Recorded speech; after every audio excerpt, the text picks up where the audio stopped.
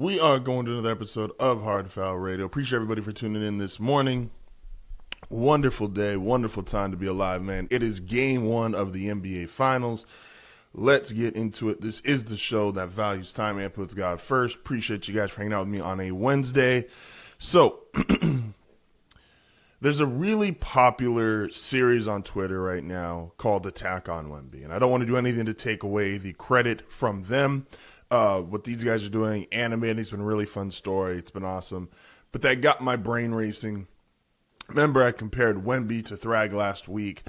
And this attack on Wemby, basically making him essentially the attack titan or the colossal titan, it really fits, man. Because here's the thing.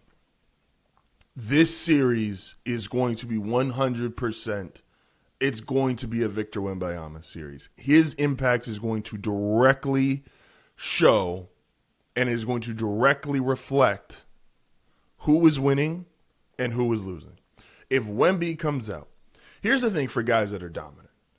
And if you watched game one of the OKC series, when Wemby was dominant inside the paint, there was nothing you could do with him. I've always pushed back on the how would Shaq work in this era of the NBA with the three-point shot, no threes or more than dunks, so Shaq wouldn't be as effective. No, when you are that damn big, you are that damn dominant, it doesn't matter. The game, it revolves and it morphs around you. So while I understand Karl Anthony Towns is playing out of his mind, while I understand Jalen Brunson is playing out of his mind, the Knicks as a whole have played one of the best months of basketball that we have seen statistically ever. But one of the best months of basketball we've ever seen with our eyes in a long time. This series is going to come down to Wemby. Is he going to come out tonight and forget what the stats are? But like he had 40 and 20 in game one the game one of the OKC series. But again, 40 and 20, it's not that you have to reach those specific milestones, those specific statistics. It's the fact are you coming out and dominating on both ends of the court? Are you coming out and being the best player on the court? Are you showing Karl Anthony Towns and Mitchell Robinson and OG Anunoby, hey, I don't care what you guys do, there is no guarding me. There is nothing you can do with me. I'm 7'5". I'm the biggest guy on the court. I'm going to be the best player on offense. I'm going to be the best player on defense. I'm going to be the best player in this series. Again, I referenced that attack on Wemby. He's not just an attack titan, call sign. Like, it is the founding titan. It is the last season. It is final episodes. Aaron marching down the rest of the world. It is everybody against him. And here's the thing. Perception matters a lot because Wemby, I hope you enjoy this right now. Because Wemby is going to go from a perception standpoint. I know everybody loves Wemby right now. Here's the reality. And I do think the OKC, some of the hate train and negative comments is due to play style. It feels like ref baiting and manipulating the officials, and I do think that matters. Some champions are loved more than others. So while I do think this Spurs team for right now will be looked at as a great team for basketball and everybody loves Wemby, people will also get sick of you real quick. And this is where some of that colossal titan, where that philosophy comes into play. Right now, Victor Wembanyama, what he is doing is he has become the best basketball player on the planet, and we all love it. And it feels, while international guys have normally struggled to get the appeal to a large mainstream audience of casual basketball fans, Wemby's the perfect basketball player to be the best basketball player in the world. Who's the best guy in the NBA? Oh, yeah, it's the 7'5" guy. But that'll go from love to hate real quick. And again, this is kind of forecasting out a little bit.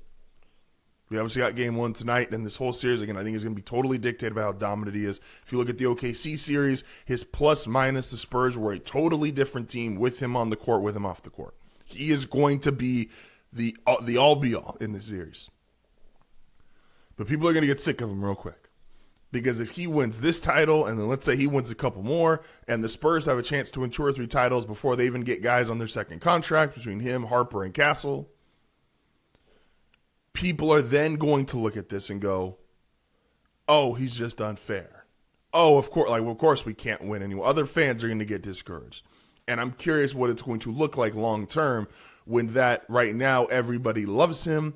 I am curious what it's going to look like once people start to dislike him. And again, I know people will say, and myself included, we disliked OKC because of other reasons.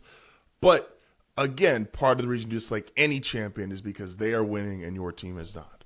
To quote Tony and Will, you only dislike them because you feel like their success is hurting the chance for the Pelicans to be successful.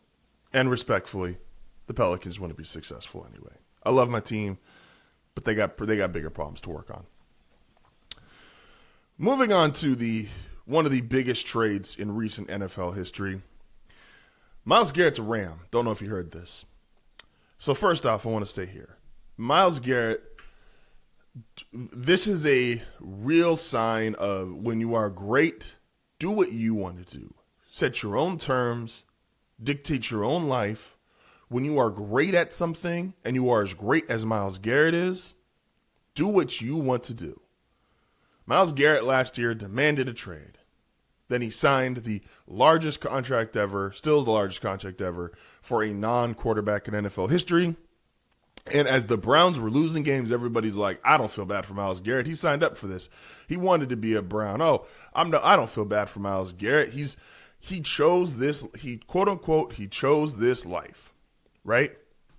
And so, but he did all of that, went and got the contract, did the trade request, and now a year later, still has the money, and now he's going to L.A. with Matthew Stafford, Sean McVay, potentially the best roster in the league. Like, he did it. He is an all-time great athlete. He dictated his own standards, and now all-time great athlete. He dictated the most money standards, and now he has the best team. He got it all. Just objectively speaking, he got it all. Not everybody's as great as Myles Garrett, and it doesn't work out for everybody like that.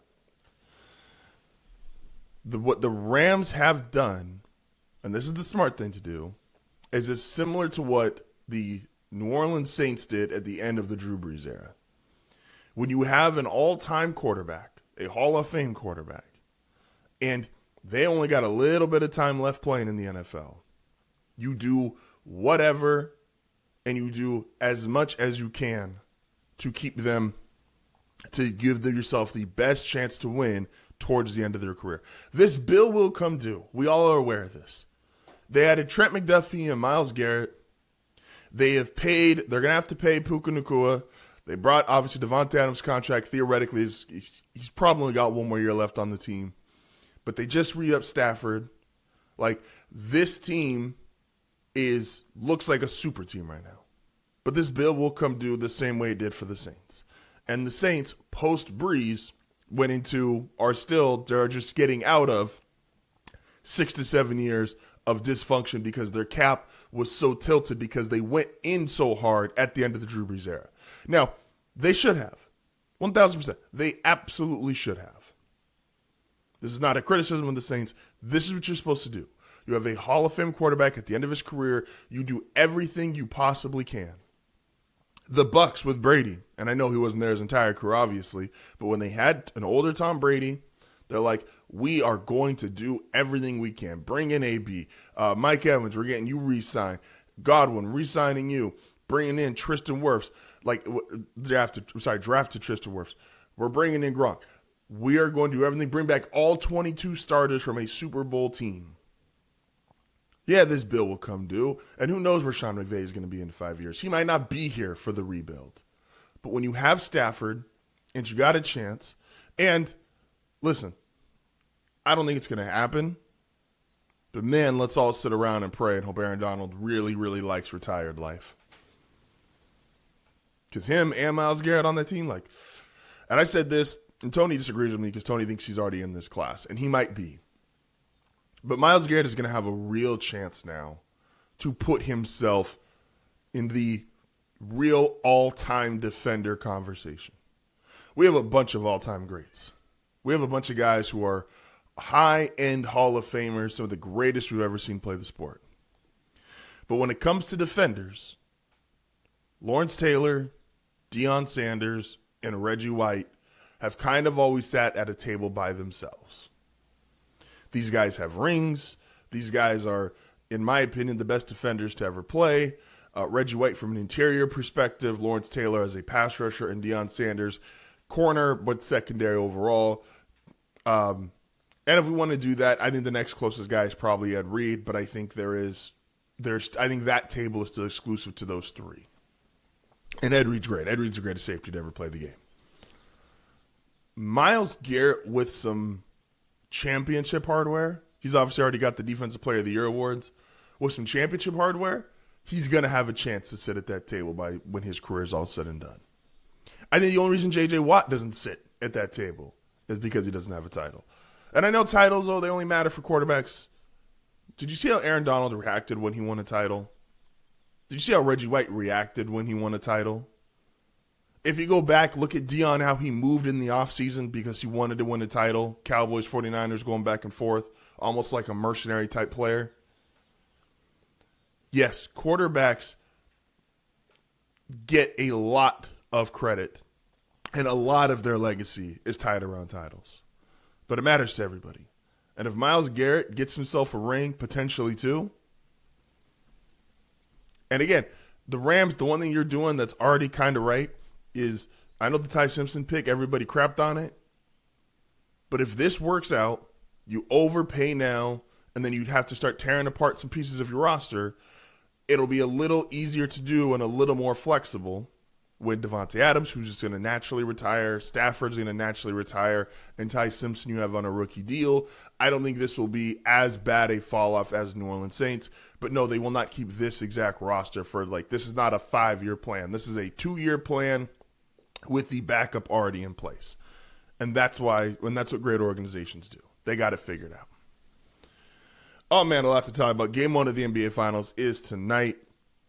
When we come back, I don't think this trade was bad for the Browns, by the way.